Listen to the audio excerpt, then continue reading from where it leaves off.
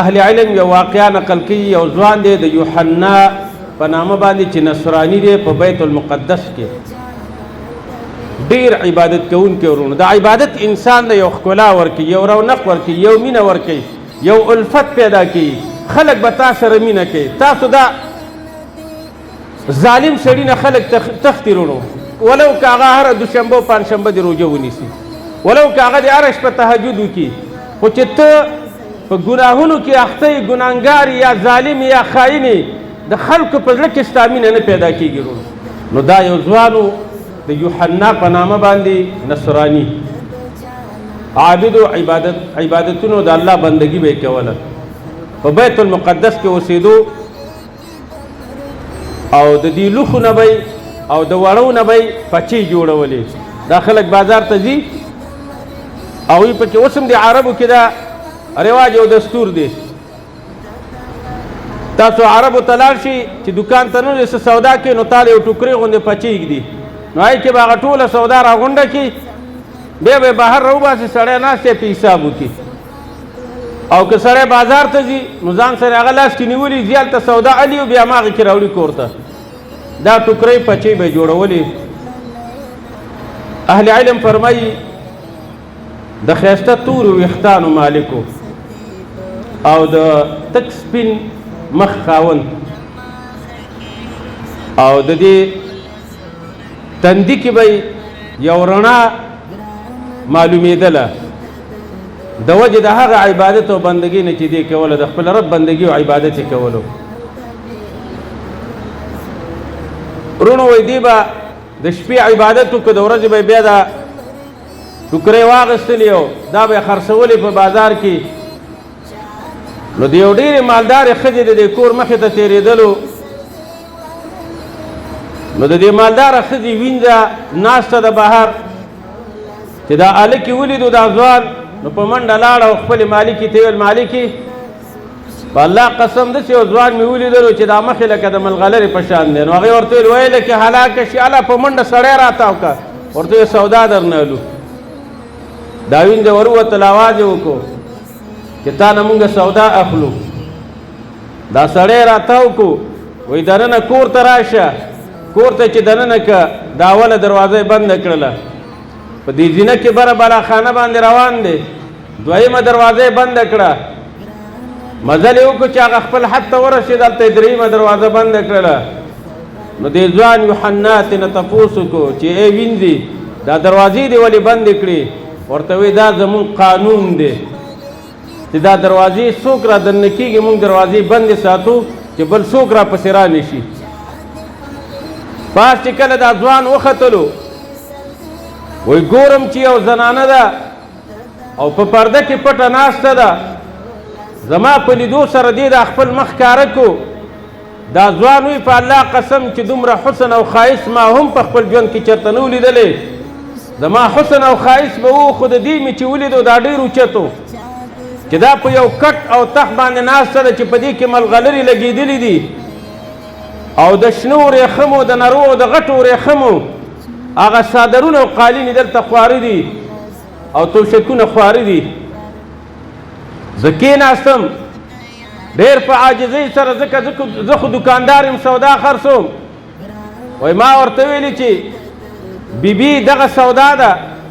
ګوره څومره څه دې لګېږي واخله دی فرمایي وایي دا ښځه زما په دیدن شو زما په لیدلو شوله دی ما ته رالیدل دا ځوان ورته وایي یا واخله یا ما له اجازه راکړه چې زه لاړ شم دا ښځه ورته وایي چې د تللو اجازه خو ځکه نشته چې درې دروازې دي درې واړه کونډه شوي دي قلف شوي دي د وتو لار خو نشته خو ستا دغه راوړلې سودا د دې ټول قیمت ما ته ووایه څومره دی هغې ورته حساب وکوي دا ټولې پیسې به هم درله درکم خو زما حاجت او ضرورت په پوره کې ځوان ورته وایي چې ستا حاجت او ضرورت څه دی دا ښځه ورته وایي چې زما حاجت او ضرورت دا دی چې زما د زړه کوم خواهش دی دا به پوره کې ځوان ورته وایي انی قرأت کتاب الله الانجیل ما خو د الله یو مقدس کتاب لوستلی او د هغې حافظ یم او هغه په سینه کې پروت دی چې هغه انجیل دی د قرآن حافظانو او علماو ان مما ابقى الناس عقولا قراء القرآن د چا عقل چې نه خرابېږي هغه به حافظ د قرآن وي او امام طاووس رحمه الله فرمایي العالم لا یخرف عالم چې دی ګډې وډې نه وي دماغ یې نه خرابېږي لیونی کېږي نه خو چې کوم عالم لیونی شو بیا پوه شي چې دا عالم نه دی ځکه الله د علم توهین نه کوي الله د علم بېعزتي نه کوي بهر کیف زما عزتمندو جنت ته تلونکي دغه شان خلک دي ورته ناست دی دې ځوان ته وایي دې کوټې ته راسره دننه شه ځوان کوټې ته دننه شو چې ویلي دی وایي دا ګوره د ملغلرو خزانه دا د جواهراتو خزانه دا ټول هر څه به ستی زما خواهش پوره که دا ځوان ورته وایي مونږ مؤمنان یو مسلمانان یو هر کار چې کوو نو اودس ورته کوو او بیا یو دوه رکاته مونځ کوو چې الله هم چېرته راونه نیسي ښځې ورته ویل ډېره ښه ده هر شرط ته دې تیاره یم خو ستا دې حسن د داسې لیونی کړم چې زما خواهش به پوره کې دا ځوان چې کله پوه شو چې دې لوټکه راکړه د اودس دپاره روانېږي تشناب دروازه خلاصوي چې ګوري الله تشناب نه لاره نشته واپس راغی ښځه ورته وایي څه کې ورته وایي زه د دې چت نه لاندې ځان ګزاروم او یا به ګورې ما ته دروازه خلاصوي چې زه لاړ شمه زه ستا د خواهش پوره کولو دپاره نه یم دا ښځه ورته وایي سل ځله خو ځان ګزار که ته به خوږېږي او ته به مړ کېږي دروازې خلاصېدل نشته اهل علم فرمایي وایي دې ځوان چې د دې کم چت نه ځان نه ګزارولو ښکته 80 ګزه فاصله وه کله چې ځوان پوه شو چې په ګناه کې ګیرېږم راغی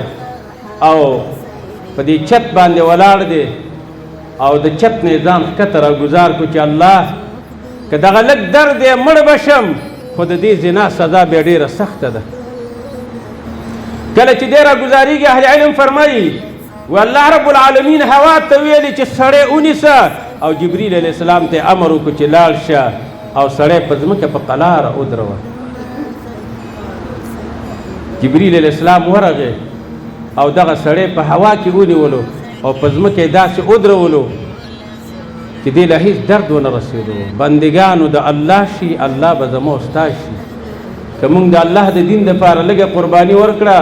نو الله رب العالمین خلقت الاشیاء لاجلک وخلقتک لاجلی دا هر څه زما ستا د پیدې دپاره پیدا کړي دي الله رب العالمین دې موږ او تاسې مؤمنان جوړ کړي او د هرې ګناه نه دې الله موږ او تاسې وساتي